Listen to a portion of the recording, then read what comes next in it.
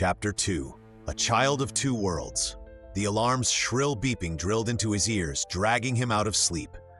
Dave groaned, shouting at the clock until the noise stopped due to voice recognition and actuation. His body felt leaden, as though he had been running all night instead of sleeping. He blinked at the pale light spilling through his curtains and muttered to himself, "Thank goodness it's morning." He rolled out of bed, shuffling toward the bathroom. The mirror greeted him with a tired face, shadowed eyes, clammy skin, and pale lips. He splashed cold water onto his cheeks and let it drip down his neck, hoping to wash away the lingering weight of his dreams. The whisper was still there, coiled at the back of his mind like a venomous snake. Erim Afu. The phrase hadn't loosened its grip since the night before.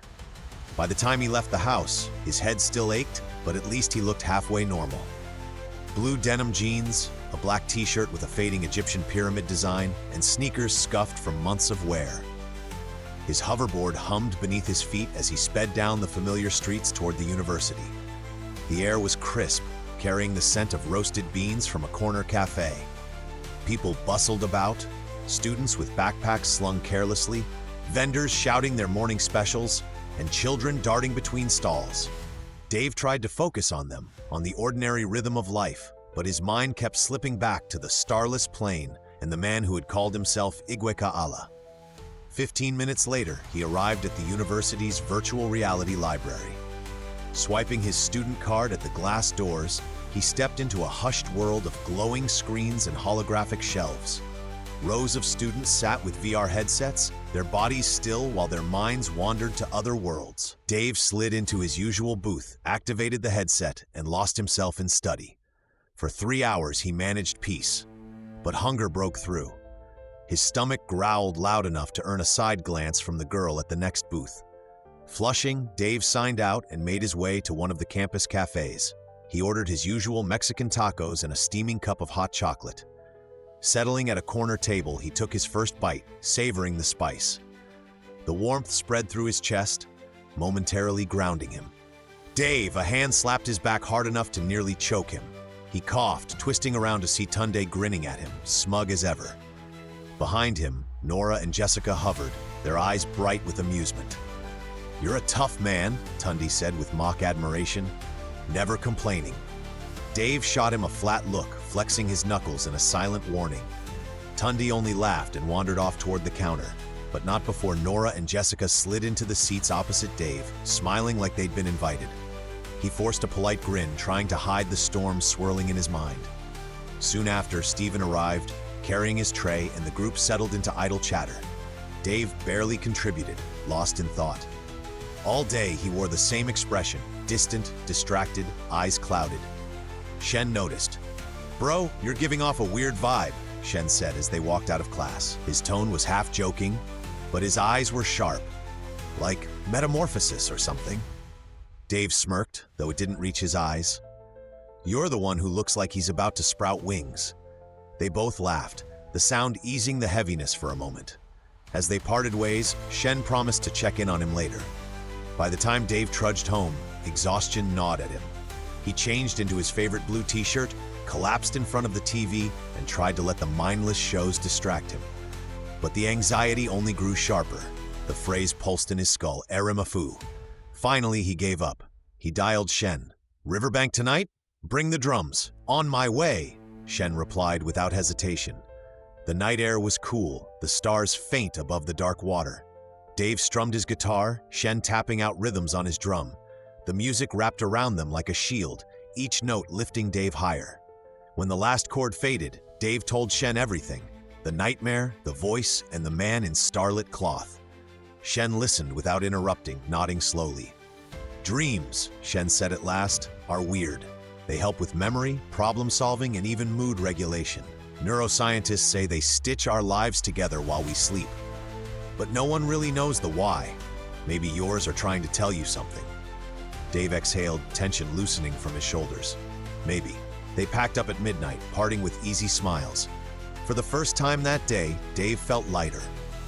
But that night, the dream returned. He stood before a mud hut, its walls patched with clay, roof sagging under raffia palm fronds. The smell of dung hung heavy in the warm air. In the distance, children played in grass skirts, their laughter bright against the backdrop of poverty. An elderly woman beckoned him inside. Her eyes were deep, her face etched with wrinkles that spoke of decades of hardship. She asked about his life, and to his surprise, he spoke freely about family, friends, and even his fears. When he finished, she reached into a bag and drew out a necklace. The pendant gleamed faintly, etched with strange symbols. "This is Orla," she said softly, "an ancient necklace of my people. It carries light and knowledge. When life overwhelms you, it will guide you." Dave's chest tightened as he slipped it around his neck. "Thank you." Her smile was warm but solemn. "Remember, child, never give up. Stay strong. Believe in yourself." Her words sank into him like seeds. The scene shifted. The hut dissolved into mist, and Dave found himself on a narrow bush path. The night pressed close, insects buzzing in the shadows. A man appeared beside him in his mid-30s, his body gaunt, his eyes deep and unreadable. Without a word, the man touched Dave's shoulder. His hand was cold, skin leathery, and bones sharp against the flesh. Dave shivered. Then the man spoke. "I am Igwe-Ka'ala, Master Sorcerer. Hear me and obey. Be warned, death comes to one who does not respect my name." The words echoed like thunder. Before Dave could respond, the world shifted again. He stood in a vast forest unlike any he had seen. Trees towered like pillars, their branches disappearing into endless skies. Mountains loomed in the distance, their peaks hidden by clouds. "This," Igwe-Ka'ala said, "is your cocoon, a construct. Here you will learn who you are." And then he vanished. Dave wandered, encountering sprites who teased and tricked, dragons who whispered secrets of life, and serpents who spoke in riddles. He learned fragments of truth, pieces of a puzzle he couldn't yet understand. Orla, the necklace, pulsed with warmth, tying him to this strange world. Time slipped away, days, maybe years, until Igwe-Ka'ala appeared again. "You have done well," the sorcerer said. "Take this." He handed Dave a bracelet, its surface shimmering with shifting symbols. "It will grant you access to the construct whenever you need it." The ground trembled. A voice cut through the air. Familiar, urgent. His sister's voice. "Dave, wake up, you'll miss lunch." The forest dissolved. The bracelet glowed once in his palm before fading into nothing. With a gasp, Dave opened his eyes to the sunlight streaming through his window. His sister stood at the door, arms crossed, scowling. But around his neck, warm against his skin, Orla remained. Chapter 3, Between Dreams and Reality. With a gasp, Dave opened his eyes to the sunlight streaming through his window. His sister stood at the door, arms crossed, scowling. "Dave, you almost slept through lunch. Mom said if you don't get up now, she'll drag you out herself." Her sharp tone tugged him fully back into the waking world. The forest, the bracelet, and the sorcerer all dissolved into smoke in his mind. But one truth remained undeniable. Around his neck, warm against his skin, Orla remained. He swallowed hard, his hand instinctively clutching the necklace. Its faint hum vibrated through his palm, as if reminding him it wasn't just a dream. "I'm coming," Dave muttered, rubbing his eyes. His sister rolled her eyes. "You've been acting weird lately. Don't come crying to me if you lose your mind." With that, she slammed the door shut, leaving him alone with his pounding heart. Dave sat at the edge of his bed, staring at the floor. "It's real," he whispered to himself. "It's all real." He wanted to deny it, bury it as nothing more than the residue of an overactive imagination. But Orla's weight pressed against his chest like an anchor, defying denial. Lunch passed in a blur. His parents chatted about neighbors and errands, while his sister complained about her upcoming school project. Dave nodded at the right times, but his mind was elsewhere. Each time his fork scraped against the plate, the metallic sound seemed to ripple, echoing with the same cadence as the sorcerer's voice. "Child of two worlds." The words haunted him. When lunch was done, Dave excused himself and returned to his room. He lay on his bed staring at the ceiling fan spinning lazily, Orla's glow tugging at the corners of his vision. Every so often, he thought he saw faint patterns, symbols etched into the ceiling above him, only to vanish when he blinked. Was he losing his grip on reality? Or was reality losing its grip on him? By the time Sunday rolled around, the weight of sleepless nights clung to him. His sister noticed. "Bro, you look like a zombie," she said, sliding into the desk beside him. "I'm fine," Dave muttered, scribbling notes. Except they weren't notes. His pen moved on its own, sketching spirals, runes, and shapes he didn't recognize. When she leaned over to peek, his brow furrowed. What's this supposed to be, geometry homework? Dave stared at the page. None of it made sense, yet something deep inside whispered that it did. He slammed the notebook shut. Just doodles. She didn't look convinced. You've been wired all week, man. If you're hiding something, at least tell me you're not into cults now. Dave forced a laugh, but it came out hollow.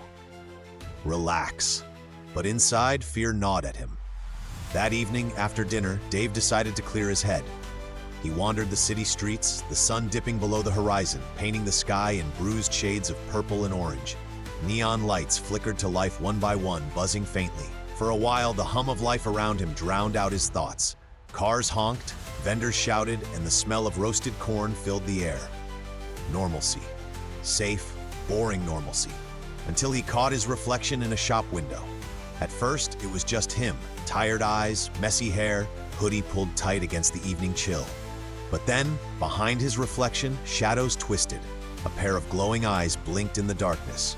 He stumbled back, heart racing. When he looked again, it was gone. Orla burnt against his chest. By the time he got home, he was drenched in sweat. He rushed upstairs, locked his door, and ripped the necklace off, throwing it onto the desk. "Leave me alone," he whispered. "Just leave me alone."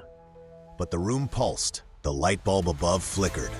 His computer screen glitched even though it was off, faint lines of green code dripping across the black screen like falling rain. He froze. The air thickened, and then he heard it again, whispered, persistent, curling around him like smoke. Erimafu. He spun around. Nothing. His chest heaved. It's not real. But Orla lay on the desk, glowing softly, stubbornly real. Later that night, sleep found him again despite his resistance. And with it, the other world. He stood once more in the vast plain where stars refused to shine. The hut loomed ahead, its doorway gaping like the maw of a beast. This time, Dave didn't hesitate. He walked toward it, his footsteps echoing unnaturally loud. The air carried the scent of damp earth and smoke, and in the distance, drums pounded in slow rhythm like a heartbeat. Inside the hut, shadows danced against the clay walls. The old woman was gone. Instead, he found a circle of figures cloaked in black, their faces hidden. They chanted words in the same twisted tongue that haunted his dreams. "Erimafa! Erima!" At the center of the circle, a fire burnt, not with flames, but with liquid light that writhed and twisted like serpents. The heat licked his skin, though no smoke rose. Then the chanting stopped. All heads turned toward him. "Child of two worlds," a voice boomed. Not Iguacala's, but deeper, colder. "You carry Orla. Do you understand what it means?" Dave's mouth went dry. "No, I don't." The fire roared higher, casting shadows that clawed at the walls. "Then you will learn." The ground cracked open beneath his feet, and hands, hundreds of them, skeletal and desperate, shot up to grab him. They pulled, dragging him toward the light, toward the fire that wasn't fire.